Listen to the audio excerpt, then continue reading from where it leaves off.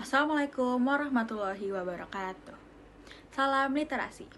Halo semuanya, di tantangan kali ini saya Malika Zara Nasution akan menceritakan dongeng Batu Menangis. Sebelum aku mulai ceritanya, udah ada yang tahu dongeng Batu Menangis belum? Kalau belum, yuk langsung aja dengar cerita dari aku. Pada zaman dahulu kala, hiduplah seorang janda tua dan putrinya yang cantik jelita bernama Darmi di sebuah desa terpencil di daerah Kalimantan Barat di Indonesia. Mereka tinggal di sebuah gubuk yang terletak di ujung desa. Sejak ayah Darmi meninggal, kehidupan mereka menjadi susah karena sang ayah tidak meninggalkan harta warisan sedikit pun untuk memenuhi kehidupan Darmi dan ibunya. Untuk memenuhi kebutuhan hidup, sang ibu bekerja di sawah atau ladang orang lain sebagai buruh upahan. Sementara Darmi tumbuh menjadi seorang gadis yang manja. Apapun yang diminta harus dikabulkan. Selain manja, Darmi juga seorang gadis yang malas. Ia hanya berdandan dan mengagumi kecantikannya di depan cermin. Setiap sore, Darmi selalu berjalan-jalan di kampungnya tanpa tujuan yang jelas. Ia hanya memamerkan wajah cantiknya dan sama sekali tidak mau membantu sang ibu mencari uang di sawah. Setiap kali ibunya mengajak bekerja di sawah, Darmi pun selalu menolak. "Nak, ayo bantu ibu bekerja di sawah," ajak sang ibu. "Tidak mau, Bu. Aku tidak mau pergi ke sawah. Nanti kuku dan kulitku kotor kena lumpur," jawab Darmi menolak. "Apa kamu tidak kasihan melihatku, Nak?" tanya sang ibu. "Tidak, ibu saja yang sudah tua bekerja di sawah, karena tidak mungkin lagi ada laki-laki yang tertarik dengan wajahmu yang sudah keriput itu," jawab Darmi dengan ketus. Mendengar jawaban Darmi, sang ibu tidak bisa berkata-kata. Dengan perasaan sedih, ia pun berangkat ke sawah untuk bekerja. Namun, Darmi tetap saja tinggal di gubuk, terus meriasi dirinya agar terlihat cantik. Setelah sang ibu pulang dari sawah, Darmi meminta uang upah yang diperoleh ibu untuk membeli alat-alat kecantikannya. "Mana uang upah ibu?" seru Darmi kepada sang ibu. "Jangan, Nak. Uang ini untuk membeli kebutuhan hidup kita hari ini," ujar sang ibu memohon.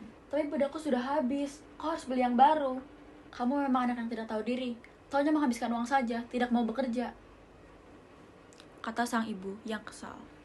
Walaupun kesal dan marah, sang ibu tetap memberikan uang upahnya kepada Darmi. Hal ini pun terus terjadi hingga keesokan harinya.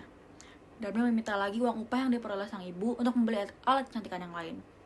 Keadaan ini selalu terjadi hampir setiap hari.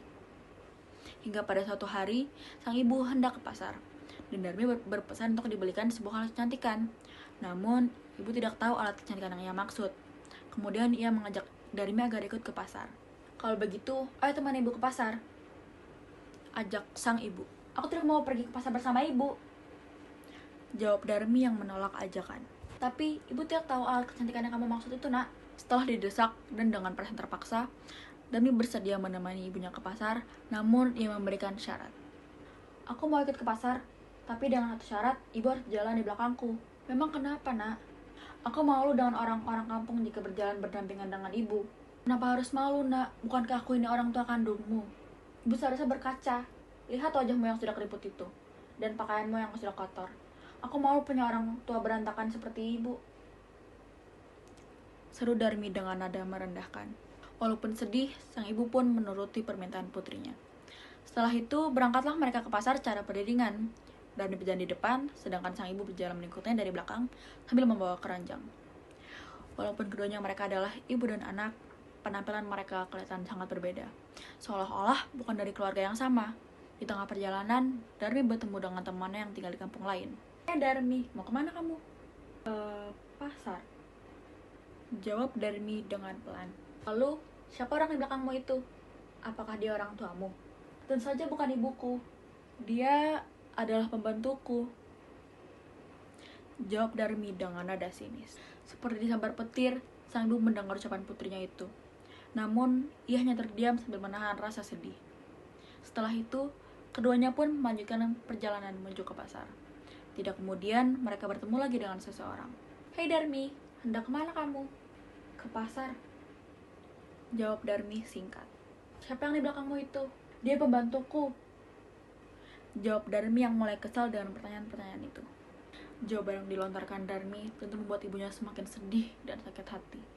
Tapi sang ibu masih kuat untuk menahan rasa sedihnya. Begitulah yang terjadi terus-menerus selama dalam perjalanan menuju ke pasar. Akhirnya, sang ibu berhenti, lalu duduk di pinggir jalan. "Bu, kenapa berhenti?" tanya Darmi heran. Beberapa kali Darmi bertanya, namun sang ibu tetap saja terdiam, tidak menjawab pertanyaan. Saat kemudian, Darmi melihat mulut ibunya yang sedang berbicara perlahan sambil mengadakan kedua tangannya ke atas. Apa yang ibu lakukan? Tanya Darmi dengan nada membentak. Sang ibu tetap saja tidak menjawab pertanyaan anaknya. Namun, ia berdoa kepada Tuhan agar menghukum anaknya yang durhaka. Ya Tuhan, ampunilah hambamu yang lemah ini. Hamba sudah tidak sanggup lagi untuk menghadapi sikap anak hamba yang durhaka. Berilah hukuman yang setimpal kepadanya. Beberapa saat kemudian, tiba-tiba langit menjadi mendung. Petir menyambar dan suara guntur bergemuruh memekakan telinga. Hujan deras pun turun, kemudian secara perlahan, kaki Darmi berubah menjadi keras dan menjadi batu. Darmi pun mulai panik. Ibu, apa yang terjadi dengan kakiku? Maafkan Darmi, Bu. Darmi tidak akan mengulangnya lagi, Bu.